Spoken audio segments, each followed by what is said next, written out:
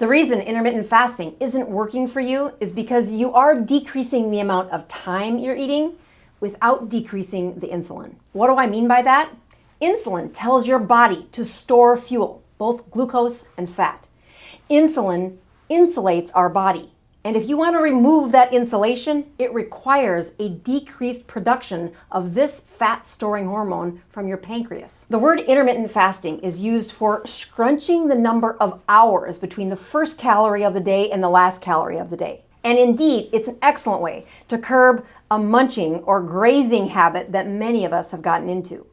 That 12 hours of eating, or even 8, 6, or 4 hours, will dramatically decrease the hours of production and in theory should decrease the amount of insulin. But if you're not losing fat on intermittent fasting, your problem is your insulin production. The good news is intermittent fasting will drop the scale and you will lose fat as long as that insulin decreases. But you shouldn't have to wait 3 weeks of no weight loss in order to know if this is working for you. There's some great ways to hack. Are you indeed lowering the amount of insulin produced by your body? Now, I don't send my patients to the lab to check their insulin. It's expensive and the hormone is quite volatile. I tell them to hack it. If that morning fasting glucose is in the triple digits and not in the double digits, in other words, if it's not lower than 100, you're going to have a tough time losing weight. But to get even a better look at whether your insulin has lowered, I have patients look at two metrics that are highly controlled by insulin.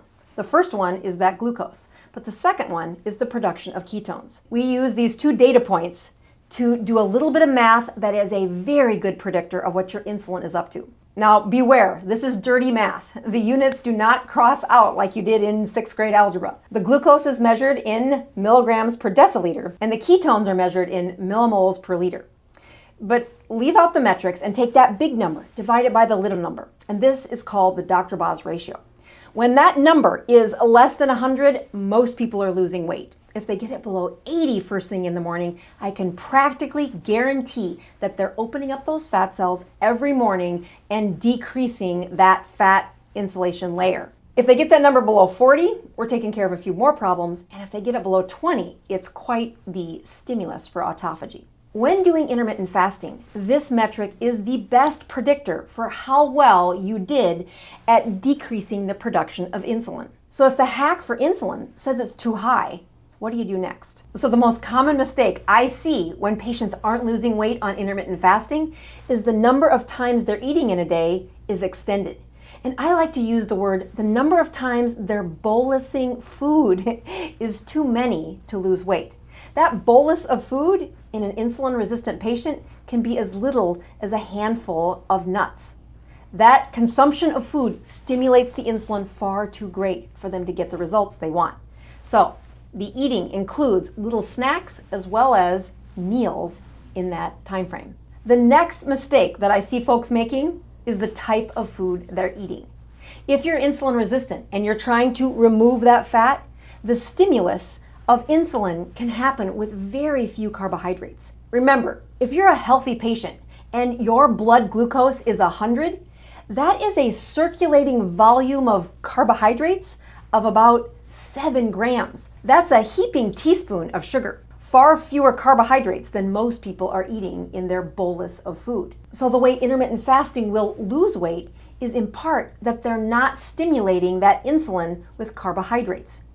By eating high fat in the absence of carbohydrates, the amount of insulin produced is minimal, and this leads to the opening of that storage and the fat loss thereafter. The first time I try to talk a patient into lowering their carbohydrates to the level that I want them to eat at, they usually push back. So in these patients, I let the data do the teaching.